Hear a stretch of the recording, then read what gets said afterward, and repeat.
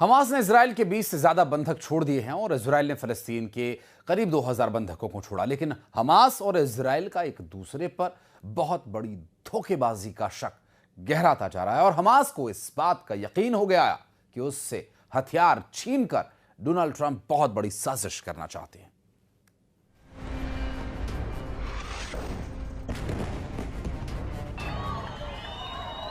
Israel के बंधक छोड़ दिए गए, फिलिस्तीन के बंधक भी रिहा कर दिए गए। बंधकों की अदला बदली हो चुकी है। सवाल है कि बंधकों की अदला बदली के दौरान क्या भरोसे की अदला बदली भी हुई है या गाजा में अगले दौर का असली युद्ध अब शुरू होने वाला है?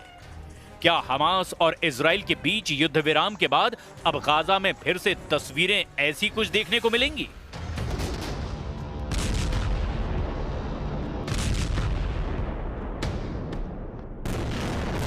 जब इजराइल ने गाजा की ईंट से ईंट बजा दी, पूरे गाजा को तहस नहस कर दिया, मिट्टी में मिला दिया, बमबारी में 68,000 लोगों की मौत के बाद क्या अब मौत का आंकड़ा दूसरी स्टेज पर पहुंचकर 1 लाख की तरफ बढ़ने लगेगा?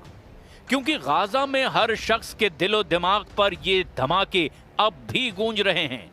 इसीलिए सवाल पूछा जा रहा है कि क्या बेन्यामिन नेतन्याहू और हमास के बीच भरोसा कायम है कि वो अब एक दूसरे से दूर रहेंगे, एक दूसरे को नुकसान नहीं पहुंचाएंगे? फिर युद्ध नहीं होगा, इजराइल की सेना गाजा में नहीं घुसेगी और हमास भी अपने हथियार डाल देगा। और अगर हमास हथियार डाल देता है तो क्या गारंटी है कि इजराइल फिर कभी गाजा पर चढ़ाई नहीं करेगा? इजराइल में बंधकों को लेकर जो सड़कें पहले नेतन्याहू के खिलाफ रोज उबला हुआ गुस्सा दिखाती थी, अब वो एक नए एहसास का गवाह बन रही हैं। लोग बंधकों को वापस घर आते देखकर खुश हैं। इसीलिए कहा जा रहा है कि गाजा में भरोसे वाला बम सुलग रहा है। इसीलिए कहा जा रहा है कि गाजा में हमास और इजराइल के बीच सबसे निर्मम युद्ध अब शुरू होने वाला है। भरोसे वाला बम फटा तो फिर इस तबाही को रोकने के लिए 10 डोनाल्ड ट्रंप भी कम पड़ेंगे।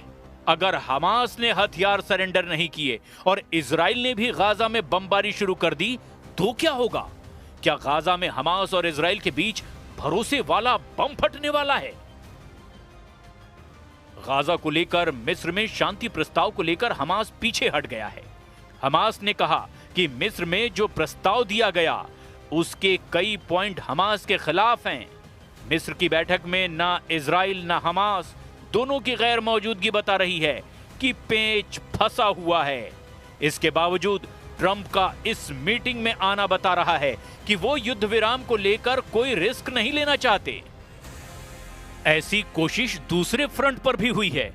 हमास और इजराइल के बीच भरोसे वाला बम फटे, इसके लिए डोनाल्ड ट्रंप तेल अवीव पहुंचे।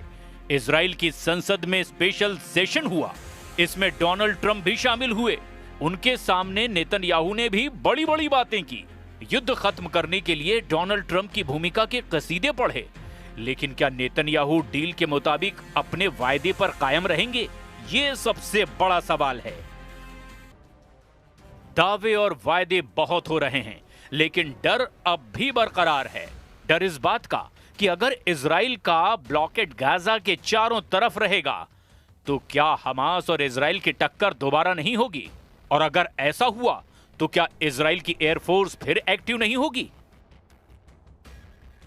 2 साल के दौरान गाजा में इजराइल की बमबारी में 67,869 लोगों की जान चली गई। यानी रोज गाजा में 95 लाशें गिरती रही और पूरी दुनिया होठ सिलकर बैठी रही।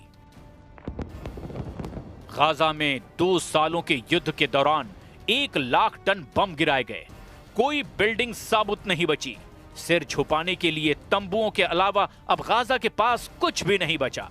इसमें कोई शक नहीं कि गाजा पर बमबारी को लेकर पूरी दुनिया की नाराजगी टीवी स्क्रीन पर छाई रही।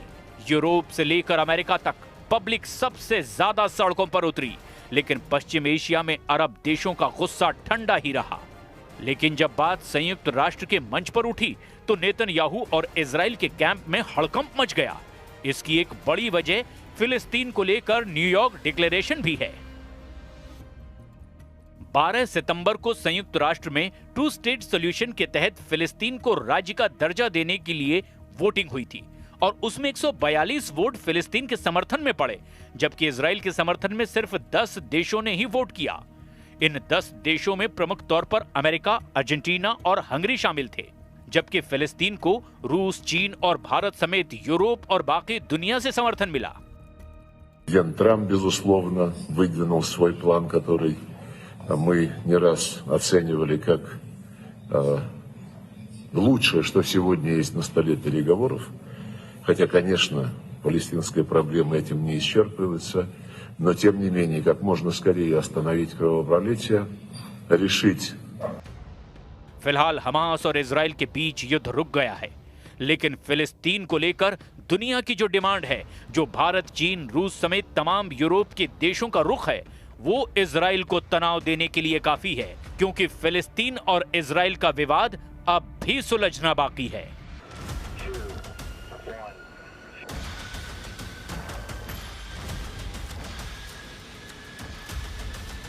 एक मिसाइल ने पुतिन और डोनाल्ड ट्रंप के बीच सबसे बड़ी दुश्मनी शुरू कर दी है। यह मिसाइल यूक्रेन को मिलने जा रही है, क्योंकि ट्रंप ने इस पर मुहर लगा दी है। एक मिसाइल ने रूस और अमेरिका को आमने सामने खड़ा कर दिया है। अगर मॉस्को पर यह मिसाइल फायर की गई तो समझ लीजिए वर्ल्ड वॉर का खतरा मंडराने लगेगा। यह है अमेरिका की टॉमहॉक मिसाइल, जो यूक्रेन को मिलने जा रही है, क्योंकि ट्रंप ने इस मिसाइल को सप्लाई करने की हामी भर दी है। 2500 किलोमीटर रेंज वाली इस क्रूज मिसाइल ने रूस और नेटो के बीच में तनाव को बुलंदियों पर पहुंचा दिया है। 900 किलोमीटर प्रति घंटे की रफ्तार से यह मिसाइल जमीन से 30 मीटर की ऊंचाई पर चलती है, यानी रडार पर इसको ट्रैक करना आसान नहीं होता। पुतिन ने बताया कि वो यूक्रेन की 5000 वर्ग किलोमीटर की जमीन पर कब्जा कर चुके हैं, लेकिन पुतिन के जहन में बहुत कुछ चल रहा है। उनके जहन में ज़ेलेंस्की भी हैं, पुतिन के दिमाग में डोनाल्ड ट्रंप की चालबाजी भी है, और पुतिन उस टॉमहॉक मिसाइल के बारे में भी सोच रहे हैं, जिस पर ज़ेलेंस्की और ट्रंप के बीच बड़ी सीक्रेट डील हो चुकी है। पुतिन को लेकर पूरा यूरोप इस वक्त बहुत ज्यादा घबराया हुआ है। पोलैंड से लेकर के एस्टोनिया और डेनमार्क से लेकर के रोमानिया, ये देश पुतिन की ड्रोन फोर्स को लेकर सहमे हुए हैं। और ऐसे वक्त में जर्मनी के चांसलर फ्रेडरिक मर्ज ने भी कह दिया है कि यूरोप का रूस से युद्ध तो नहीं चल रहा, लेकिन अब दोनों के बीच शांति नहीं है। डेनमार्क की प्रधानमंत्री कह चुकी हैं कि नॉर्वे, पोलैंड और रोमानिया के बाद अब उनका देश खतरे में है, क्योंकि इन 3 देशों में ड्रोन वाली घुसपैठ के बाद अब यही पैटर्न डेनमार्क में भी दोहराया गया है। मतलब साफ है कि रूस पूरे पूर्वी यूरोप को दबाव में लाना चाहते हैं, और अब इसे काउंटर करने के लिए ट्रंप ने टॉमहॉक वाला दांव चल दिया है।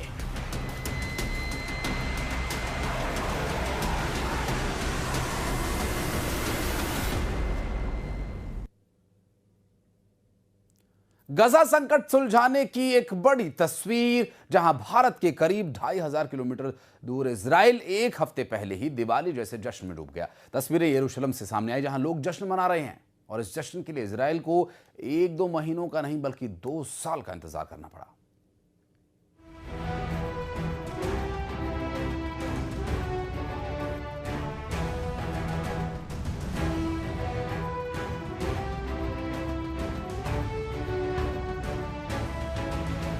ये तस्वीरें जेरूशलम की हैं, जहां लोग जश्न मना रहे हैं, और इस जश्न के लिए इजराइल को 1-2 महीने नहीं बल्कि 2 साल का इंतजार करना पड़ा।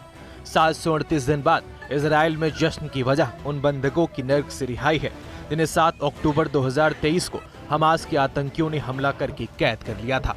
दरअसल अमेरिका के राष्ट्रपति डोनाल्ड ट्रंप की पहल पर इजराइल हमास समझौते को 3 चरणों में लागू करने का फैसला किया गया है। पहला चरण आज पूरा हुआ, जिसमें हमास ने इजराइल के बंधकों को रिहा किया और उनके शवों को वापस किया।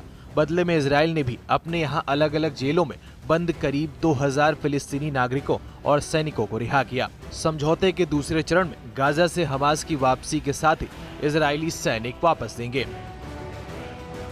अमेरिकी राष्ट्रपति ने इजराइल की संसद को संबोधित भी किया और बंधकों की रिहाई को बड़ी कामयाबी बताया। वहीं इजराइल के प्रधानमंत्री नेतन्याहू ने संसद को संबोधन के दौरान ट्रंप को इजराइल के सबसे बड़े सम्मान देने का ऐलान किया। After 2 harrowing years in darkness and captivity, 20 courageous hostages are returning to the glorious embrace of their families, and it is glorious. 28 more precious loved ones are coming home at last to rest in this sacred soil. I have submitted your nomination to be the first non-Israeli recipient of the Israel Prize, Israel's highest award. As to that other prize, just a question of time, you'll get it. But I want you to get the Israel Prize. इस बार हुए समझौते को अंजाम तक पहुंचाने के लिए और कामयाब बनाने के लिए खुद अमेरिका के राष्ट्रपति डोनाल्ड ट्रंप इजराइल पहुंचे। अमेरिका से इजराइल पहुंचे ट्रंप का स्वागत करने के लिए खुद इजराइल के प्रधानमंत्री बेंजामिन नेतन्याहू एयरपोर्ट पहुंचे और गर्मजोशी से स्वागत किया। यही नहीं, इजराइल की संसद में भी ट्रंप का जोरदार स्वागत हुआ। जैसे ही ट्रंप इजराइल की संसद में पहुंचे, सभी सांसदों ने खड़े होकर उनका स्वागत किया और जमकर नारे लगाए। Bureau report, news 18। करवा चौथ